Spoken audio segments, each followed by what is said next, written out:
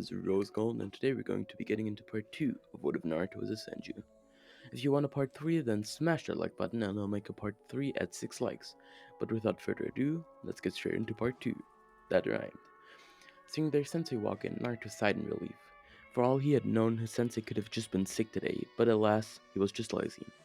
Sakura stood up at first, as her sensei beckoned them over to him, telling the three, "Come onto the roof, we'll talk there." And that they did. Everyone quickly jumped onto the roof, then sitting down on some stairs as Kakashi stared at them and said, "Alright, introduce yourselves. Name, likes, dislikes, hobbies, and future goals." Naruto nodded, showing that he understood, but then he asked, Excuse me, Sensei, but shouldn't you introduce yourself first?" Kakashi looked up at the sky, then, after being quiet for around 3 seconds, nodded and said, "That's true. I am Kakashi Hatake. I don't feel like telling you my likes nor my dislikes. I've never really thought about my future dream either. My hobbies, I have many." Sakura looked a tad annoyed. The only thing they had learned from that was his name. But they moved on, as Kakashi said, "Okay, who wants to go next?" Sakura's hand shone through the air. She wanted to make herself look especially good in front of their new sensei. "Okay, you." He pointed at Sakura, who quickly sat up straight and responded, "I am Sakura Haruno. My likes?" She paused, eyeing Sasuke and blushing. "My dislikes?" She didn't look at Naruto this time, but still paused, looking at the ground. "I don't know." Sakura paused once more. Naruto was getting pretty annoyed now. "And my goals? To marry someone." Her face was now completely flushed, and Naruto looked like he never wanted to punch a woman this bad, but looking at Sasuke, he was rather unimpressed. "Alright, next one is you." Kakashi pointed at Sasuke, making him jump a little. He had been trying to make himself look as unchoosable as possible, but he cleared his throat and spoke. "I am Sasuke Uchiha. My likes? I don't have any." The color drained out of Sakura's face. "My dislikes? Pretty much everything." Now Sakura looked like her soul left her body. "What I have is not a dream, as I will make it a reality.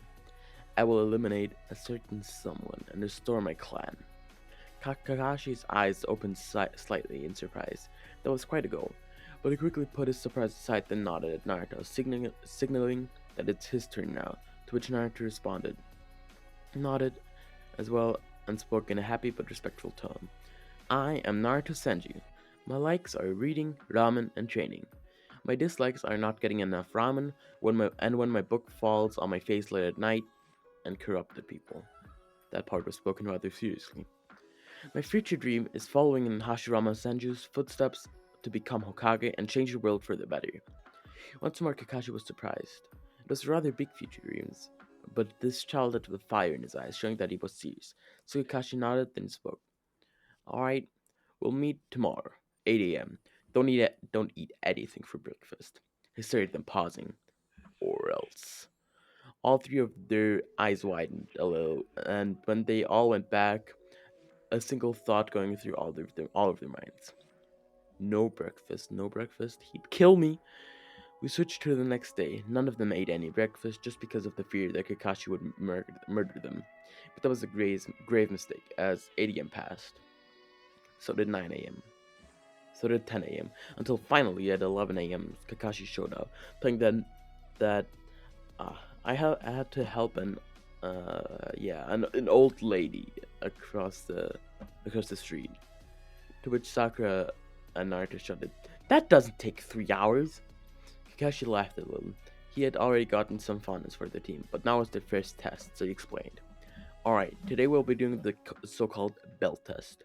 In this test, you are required to get one of these bells off me in order to become Genin and get some much-deserved lunch." This time Naruto raised his hand, and once more Kakashi nodded to him, so he spoke. "But Sensei, you only have 2 bells in your hand." "Correct.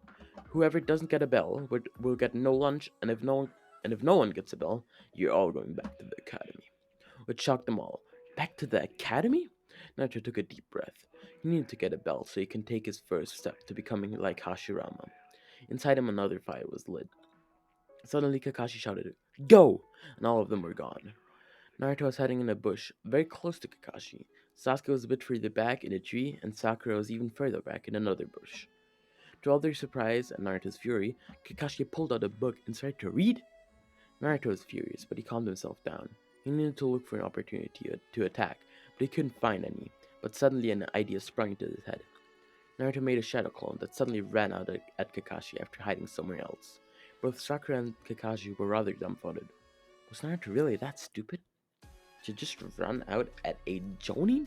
But Sasuke realized that Naruto was trying to create an opening. Sasuke didn't want to admit it, but that was a rather smart move as suddenly the Shadow Clone crossed his fingers, making around 10 more Shadow Clones as well and started to attack, which surprised Kakashi very much, as the punches actually almost hurt. Almost.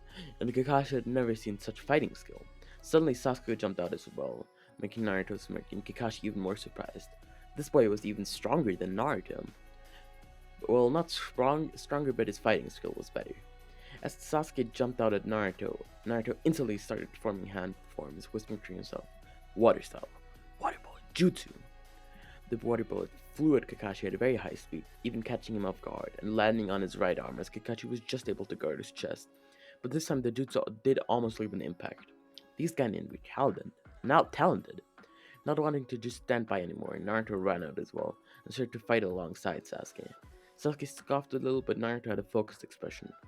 Looking from Naruto's point of view, the only thing in his world was Kakashi.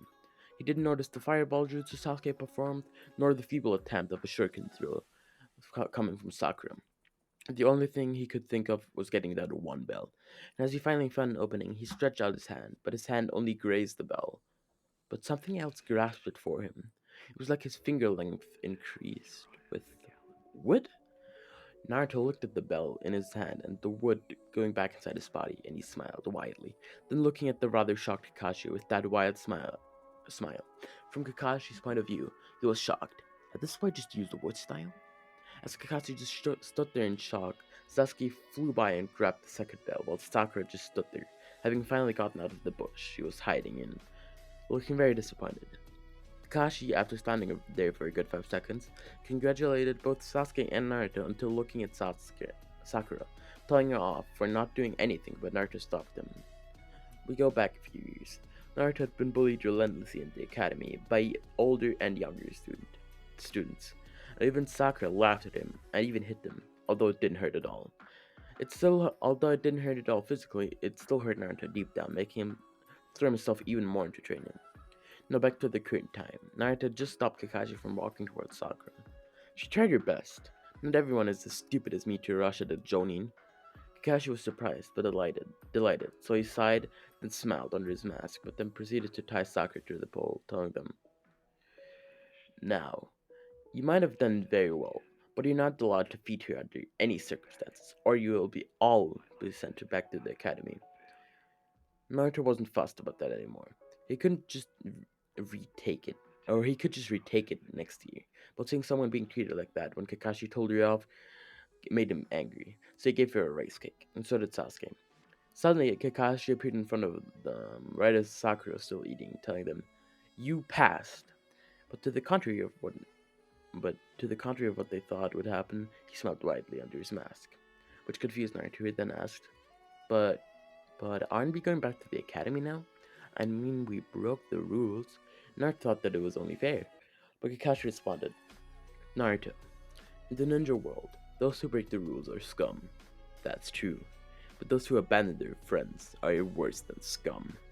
Once more, Naruto gave Kakashi a big smile, then went on to finish his lunch and go home to train. Now, a week had passed since they had become fully fledged genin, and that week was filled with boredom. Every single day, it was either helping a farmer grow his crops or finding the same cat over and over and over again. The lady was always very thankful, but Naruto couldn't help but think the cat would be in better care somewhere else, as it seemed to really enjoy escaping. After another day of finding the same exact damn cat, Naruto walked up to Kakashi and told him, "I want a high rank mission." Sasuke looked around as well and gave a short nod, indicating he is wanting the same.